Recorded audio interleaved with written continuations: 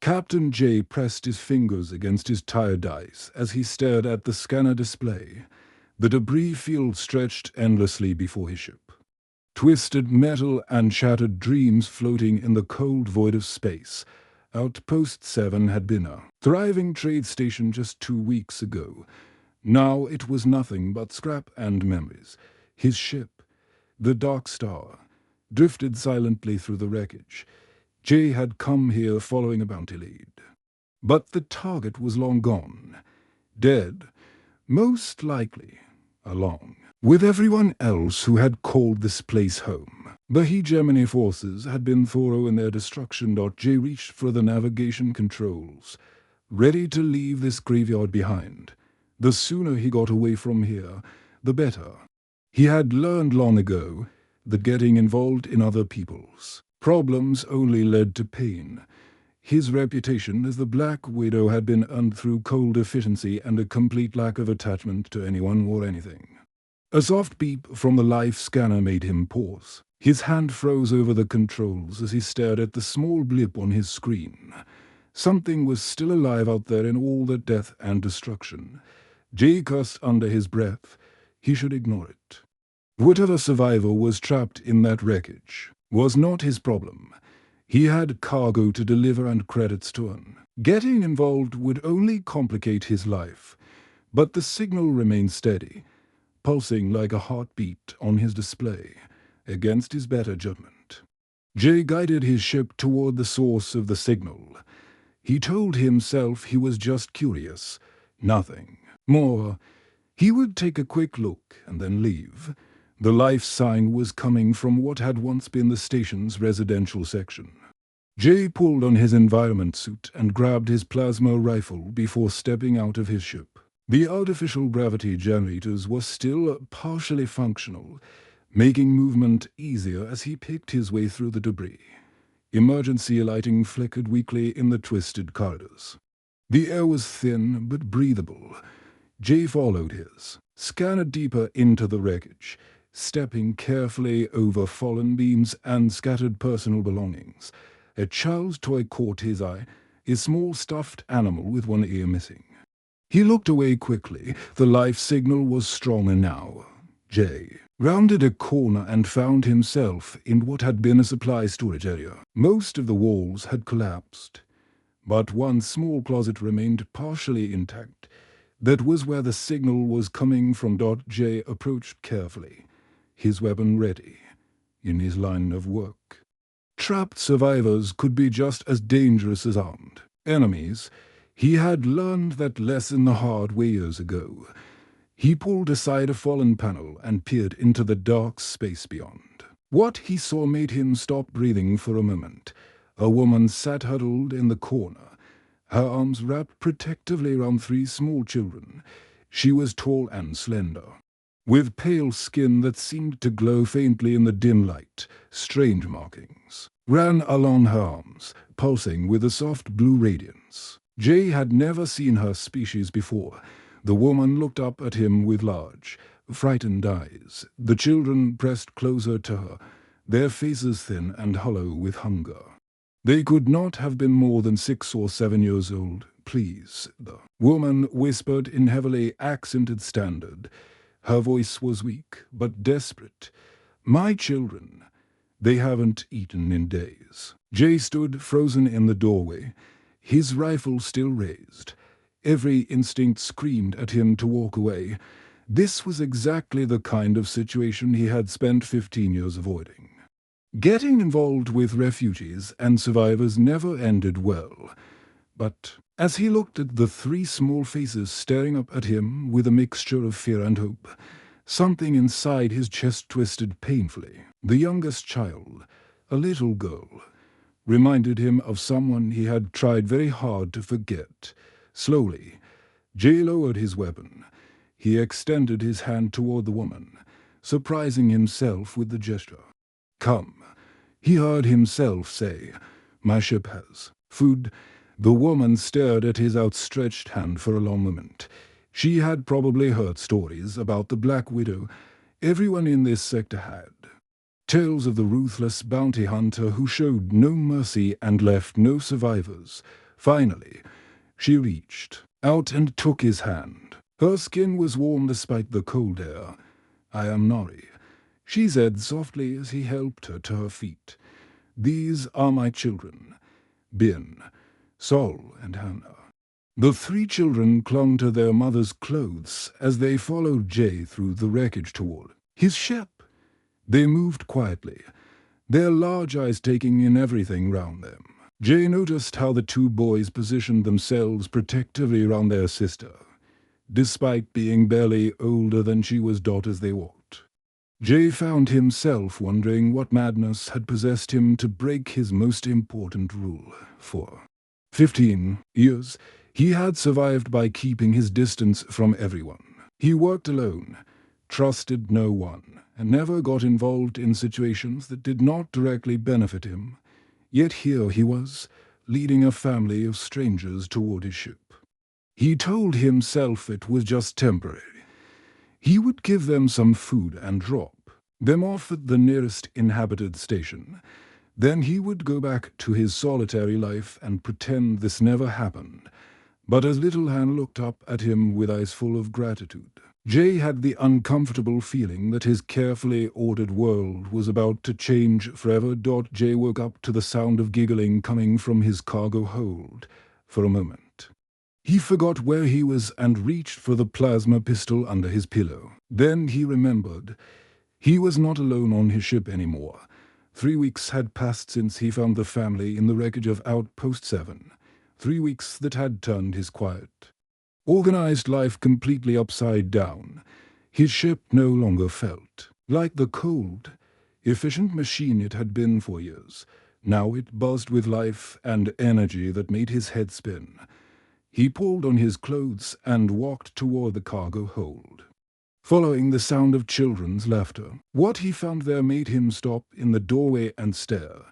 The three children had built some kind of fort using supply crates and old blankets. Sol, the boldest of the triplets, was standing on top of a box, pretending to pilot a starship. His arms were spread wide as he made engine noises with his mouth. "Captain Sol to base command," the boy announced in a serious voice. "We are approaching the enemy fortress. Prepare for a battle." Bin, the quiet one, sat cross-legged on the floor with Jay's toolkit spread out in front of him. The boy was carefully cleaning each tool and placing them in perfect rows. His small hands moved with surprising skill as he worked. Little Hannah had found some of Jay's old data pads and was drawing pictures on them with her finger. She looked up when she saw him and smiled brightly. "Look, Uncle Jay," she called out, holding up the pad. "I drew our ship flying through the stars, Uncle Jay." When had that started? He could not remember the exact moment when the children had stopped being afraid of him and started treating him like family. It had happened so gradually that he had not noticed until now. "Very nice," he said, taking the pad from her small hands. The drawing was actually quite good for a 6-year-old. She had captured the sleek lines of the dark star perfectly. "Can you teach me to fly today?" Sol asked, jumping down from his makeshift command post. "I promise I won't touch anything important." "Flying is not a game," Jay replied automatically, but he found himself adding, "Maybe you can watch from the co-pilot chair later." Sol's face lit up with excitement. Even quiet Bin looked up from his work with interest. The ship's kitchen area had also changed dramatically over the past 3 weeks. Where once Jay had kept only emergency rations and recycled water, now there were actual meals being prepared. Nari had somehow managed to create delicious food from his basic supplies. She was there now, stirring something that smelled amazing in a pot. Her long silver hair was tied back, and the strange markings on her arms glowed softly as she worked. Jay still did not know much about her species, but he had learned that the markings changed color based on her emotions. "Good morning," she said without turning round. "I made breakfast." The children were hungry. The children were always hungry. Jay had discovered they ate more than he would have thought possible for such small beings. His food supplies were running low, but somehow he did not mind sharing. "We need to stop at the next trading station," he said, checking his supply inventory. "We are almost out of protein packs." Nari nodded. "I know. I'm sorry we're such a burden." "You're not a burden," Jay said quickly. The words surprised him. When had he started thinking of them that way? During the day cycles, the children followed him around the ship like small shadows. Sol asked endless questions about everything. How the engines worked, why the artificial gravity generators hummed, what made the stars shine. At first, Jay had found the constant chatter annoying. Now, he realized he had started looking forward to it. Bin was different from his brother. He watched everything with careful eyes and rarely spoke. But Jay noticed how the boy organized things without being asked. His weapon maintenance kit had never been so perfectly ranged. Even his clothes were now folded and stored with military precision.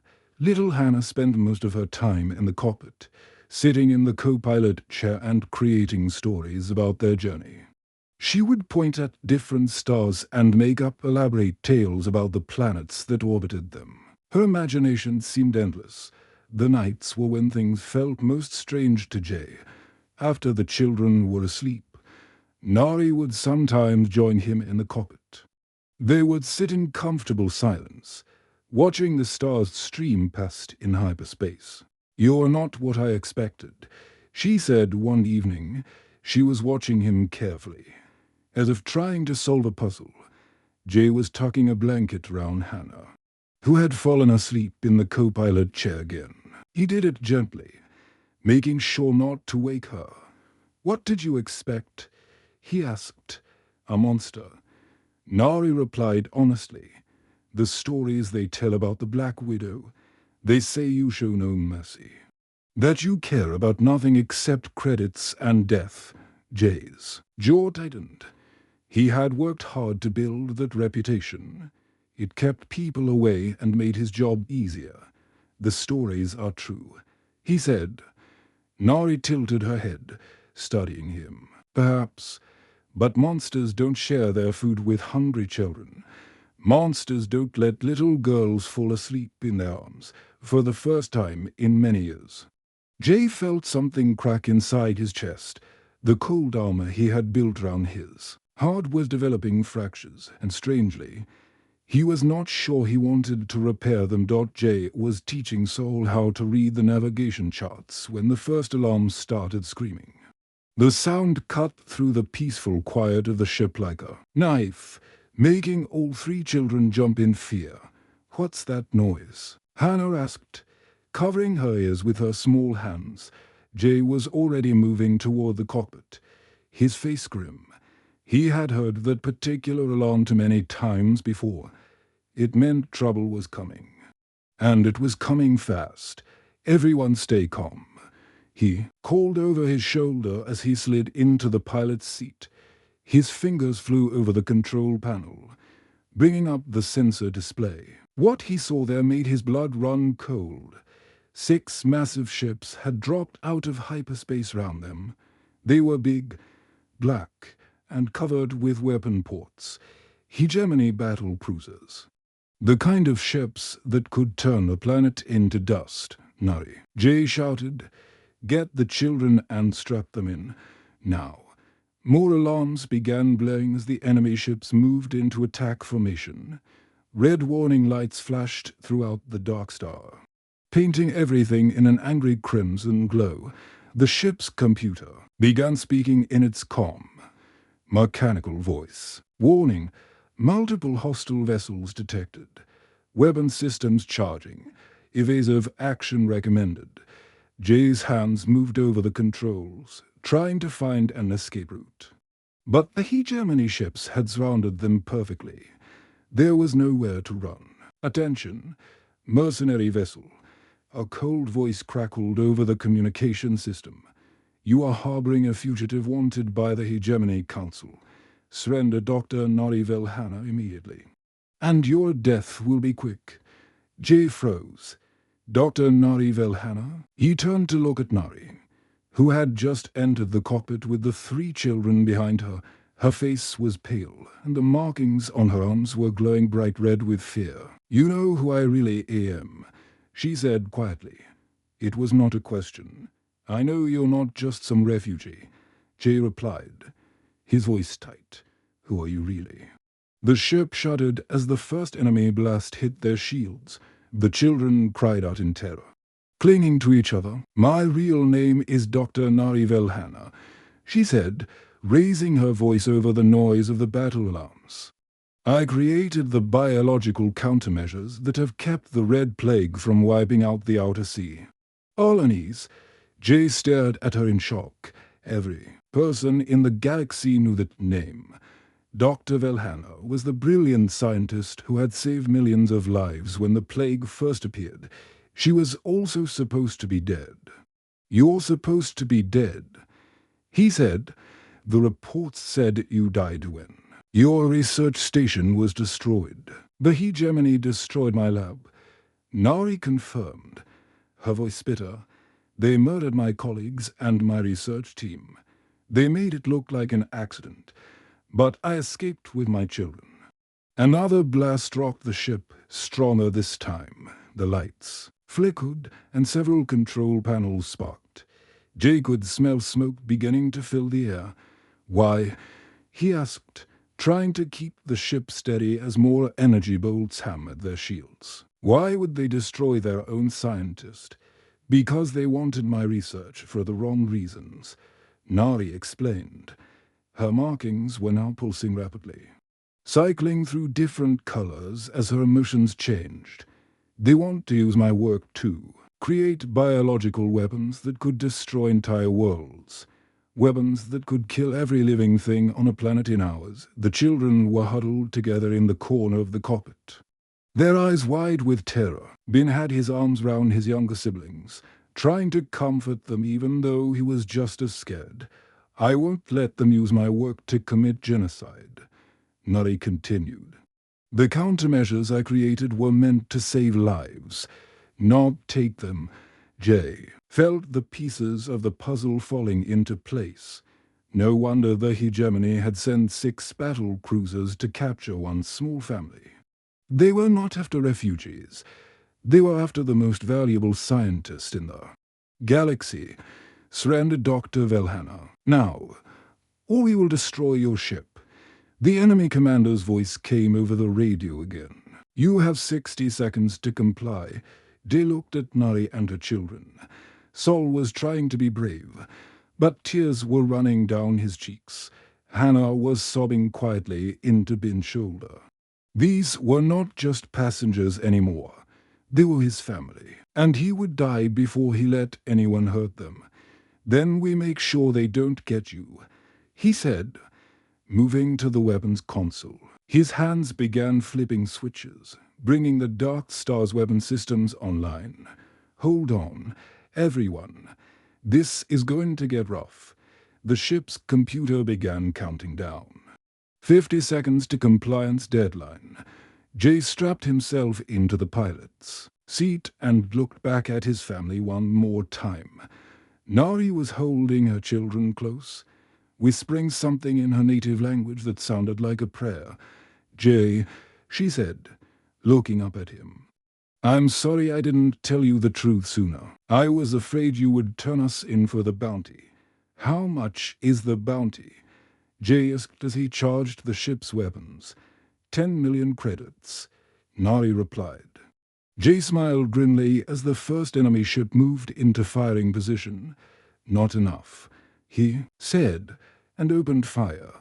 The battle for their lives had begun. The Dark Star shook violently as the first boarding pod crashed into the hull. The metal screamed as the enemy soldiers cut through the outer plating with plasma torches. Jay could hear them working their way inside his ship like deadly insects. "How many?" Nari asked, her voice steady despite the fear in her eyes. Jay checked his scanner display. 12 boarding pods, maybe 60 soldiers. He grabbed his rifle and checked the power cell. They want you alive, so they won't use heavy weapons. That's our only advantage. The ship's emergency lights bathed everything in red as more pods, attached to different sections of the hull. They could hear the cutting sounds getting closer.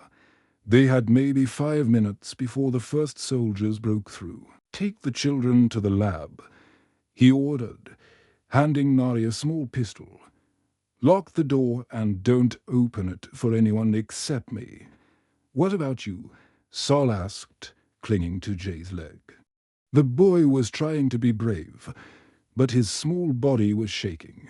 "I'm going to keep the bad men away from you," Jay said, kneeling down to look Sol in the eyes. "Can you help your mother in the lab? She needs you to be strong." Sol nodded seriously. "I'll protect Mama and Bin and Hannah." "Good boy." Jay ruffled the child's hair, then looked at Nari. "How long do you need?" "I don't know," she replied. "Maybe an hour to complete the universal cure. The children can help me, but we need time." The sound of cutting metal was getting louder. Sparks began falling from the ceiling as the first group of soldiers broke through the hole. "Go," Jay said. "I'll buy you as much time as I can." Nari gathered her children and ran toward the back of the ship where she had set up her makeshift laboratory. Jay watched them disappear around the corner, then turned toward the sound of approaching enemies. The first hegemony soldier dropped through the ceiling like a black comet spider. Jay's rifle spoke once, and the man fell without making a sound. 2 more soldiers followed immediately after. Jay rolled behind a supply crate as their energy bolts sizzled past his head. The battle was brutal and fast. Jay moved through his own ship like a ghost, using every hiding spot and secret passage he knew. His reputation as the Black Widow had been earned in fights exactly like this one. He was outnumbered, but he knew his ship better than anyone. One by one, the enemy soldiers fell, but more kept coming. They cut through the walls and floors, appearing from directions Jay had not expected. His ammunition was running low, and he was starting to get tired. From the lab, he could hear Nari working frantically. She was talking to her children in their native language, giving them instructions to his amazement. The triplets seemed to understand exactly what she needed. "Sol, mix the blue compound with the green one," Nari called out. "Bien, hold this steady while I calibrate the synthesizer. Hannah, count the drops as I add them." Jay paused in his fighting to listen. The children were helping their mother create the most important medicine in galactic history. Their small hands moved with impossible skill, as if they had been born knowing how to work with biological compounds, just like Mama taught us. He heard Sol say to his siblings, "We can do this." A new group of soldiers broke through the cargo bay door. Jay spun round and opened fire, but his rifle clicked empty. He dropped it and pulled out his backup pistol. But there were too many of them. "Surrender." Black Widow, the lead soldier, commanded. "We only want the scientist. Give her to us, and you can walk away rich." "Not interested," Jay replied, shooting the man who was trying to flank him. The battle moved closer to the lab. Jay was down to his last weapon, a small knife that had saved his life more times than he could count. The enemy soldiers were cautious now. Having learned to respect his deadly skills, "I've got it." Nari shouted from the lab. "The universal cure is complete. Broadcast it now." Jay yelled back, fighting off 3 soldiers at once. "I'm uploading to the galactic network." Nari called. "Every human colony will have the formula in 30 seconds. The remaining soldiers rushed forward, desperately, knowing their mission was about to fail. Jay met them head-on, his knife flashing in the red emergency lighting. He fought with a fury he had not felt in years, behind the lab door. He could hear the children cheering as the transmission completed successfully. The cure that would save millions of lives was now spreading across the galaxy faster than the hegemony could stop it. The last enemy soldier fell at Jay's feet. The Black Widow stood alone in his damaged ship, breathing hard and covered in sweat. But he was smiling. The lab door opened, and 3 small figures ran toward him. Sol, Bin, and Hannah threw their arms round him, chattering excitedly about how they had helped their mother save the galaxy. As Jay held his children close, he realized something had changed inside him. For the first time since losing his original family years ago, he had something worth dying for. More than that, he had something worth living for. The battle was over. His new family was safe. And the universe would never be the same. Jay pressed his face against the cool glass of the observation window and watched his children play in the garden below. 6 months had passed since the battle that changed everything. But sometimes he still could not believe this was his life now. The hydroponics garden was full of green plants and colorful flowers that seemed to glow under the artificial sunlight. Children from different species ran between the rows of vegetables, their laughter mixing together in a sound that filled Jay's heart with warmth. Sol was leading a group of young humans and aliens on what he called a mineral expedition. The boy had found some interesting rocks near the station's mining section and was now showing them to anyone who would listen. His enthusiasm was infectious, and even the older children were paying attention to his explanations. These crystals can power small devices, Sol was saying, holding up a purple stone that caught the light. My papa taught me how to identify them. See how they sparkle when you turn them this way. Jay smiled. Sol still called him papa, even though they both knew the truth about their relationship. It did not matter anymore. Biology was less important than love. Across the garden, Bin was sitting with a group of younger children, showing them how to repair a small communication device. The quiet boy had become quite popular among the other kids at the station. His gentle patience and careful explanations made him a natural teacher. Remember, you have to connect the blue wire to the blue port, Bin was saying in his soft voice. If you put it in the wrong place, the device will not work. But don't worry if you make a mistake. We can always try again. Little Hannah had claimed a sunny spot near the tomato plants and was drawing pictures on her data pad. She had become the station's unofficial artist, creating colorful images of their new home to send to the human colonies. Her drawings showed happy families, beautiful gardens, and ships from different worlds working together peacefully. Look, Uncle Jay, Hannah had called to him earlier, showing him her latest picture. I drew you and Mama and Sol and Bin standing in front of our new house. Their new house was actually a set of connected rooms in Research Station Phoenix. But to Hannah, it was the most wonderful home in the galaxy. And maybe she was right. The sound of soft footsteps made Jay turn round. Nari was walking toward him, carrying 2 cups of hot tea. She moved with the same graceful steps that had first caught his attention in the wreckage of Outpost 7. But now there was no fear in her eyes, only peace. Any regrets? She asked. Handing him one of the cups, her hand brushed against his, and Jay felt the familiar warmth that always came with a touch. Jay thought about the question seriously. 6 months ago, he had been the most feared bounty hunter in the galaxy. The Black Widow had worked alone, trusted no one, and cared about nothing except credits and survival. Now, he was a father and a partner, living on a research station where scientists from dozens of different worlds worked together to heal the galaxy. None. He said finally, "What about you? Do you miss your old life?" Nari's markings glowed softly blue, which Jay had learned meant she was happy. My old life was spent in laboratories, creating medicines for people I never met. Now I create medicines for people I love. It's much better. Through the window, they could see ships coming and go in from the station's docking bays. Human vessels worked alongside alien craft, carrying supplies and medicine to worlds that had never cooperated before. The cure that Nari had created during their desperate battle had done more than save lives. It had brought different species together in ways no one had expected. The children are growing so fast.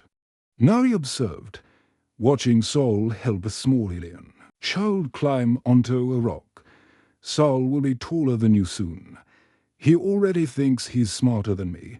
Jay replied with a laugh. Yesterday, he tried to explain quantum physics to me using toy blocks.